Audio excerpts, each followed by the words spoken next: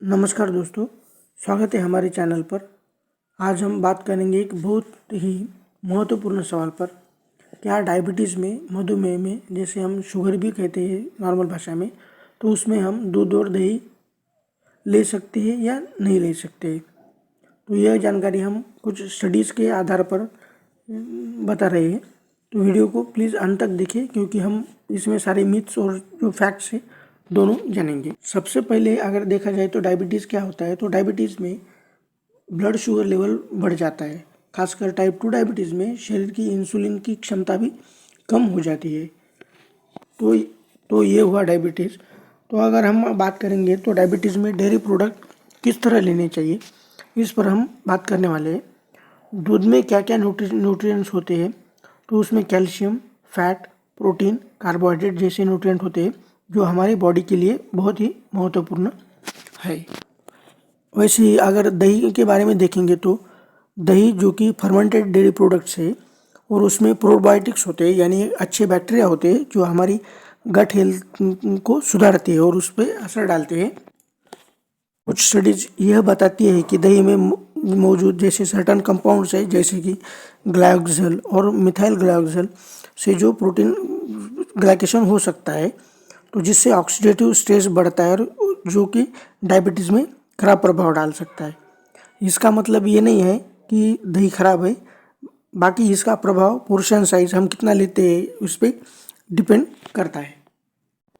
वैसे ही अगर दूध में देखा जाए तो उसमें लैक्टोज होता है जो एक कार्बोहाइड्रेट है, और लैक्टोज का ग्लूकोज में कन्वर्जन हो जाता है और उससे हमारा ब्लड शुगर लेवल बढ़ता है।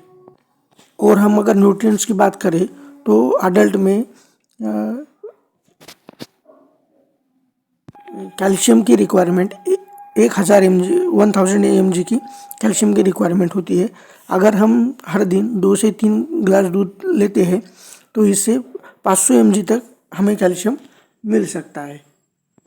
तो इसका मतलब ये होता है कि हम डायबिटीज़ में दूध ले सकते हैं, लेकिन कुछ बातों का ध्यान रखना भी बहुत ज़रूरी है। मतलब कौन से टाइम पे लेना चाहिए, कितना लेना चाहिए, कब लेना चाहिए, इन सारी बातों का अगर हम मैनेजमेंट करते हैं तो दूध दही हम उसमें ले सकते हैं।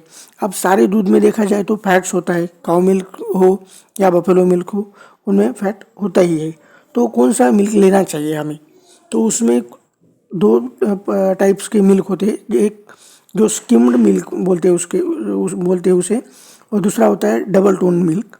जो स्किम मिल्क होता है उसमें फैट जो है ना के बराबर ही होता है, मतलब 0.12% या कुछ ऐसे ही टाइप में उसमें फैट रहता है, तो मतलब कम क्या वाला रहता है फैट उससे। और डबल टोन वाला जो मिल्क है उसमें भी फैट कम रहता है। तो ये दोनों दूध हम ले सकते हैं।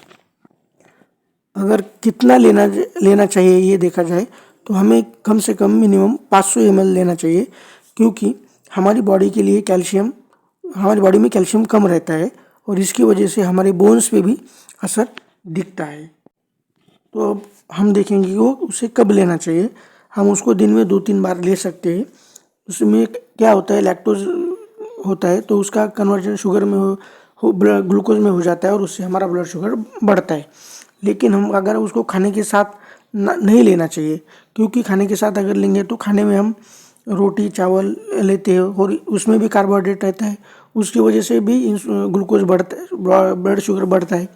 और उसके साथ अगर हम फिर दूध लेंगे तो उसमें फैट भी है और लैक्टोज जैसे शुगर भी है, तो उससे भी हमारा ग्लूकोज और बढ़ेगा। तो ऐसा ना करके खाने के साथ नहीं लेना चाहिए। तो हम उसे खाने के 1-2 घंटे के बाद, हावर्स के बाद में ले सकते हैं, जिससे कि हमारा ज़्यादातर ग्लूकोज ब्लड शुगर नहीं बढ़े जिससे हमारा ब्लड शुगर नहीं बढ़ेगा। अगर हमें खाने के साथ, अगर कुछ लोग खाने के साथ ही इसको लेते हैं, तो अगर खाने के साथ ही हमें इसे लेना है तो 1 आधी रोटी या थोड़ा सा राइस हमें कम कर देना चाहिए। मतलब इससे हमारा ग्लूकोज या ब्लड शुगर ज़्यादा नहीं बढ़ेगा।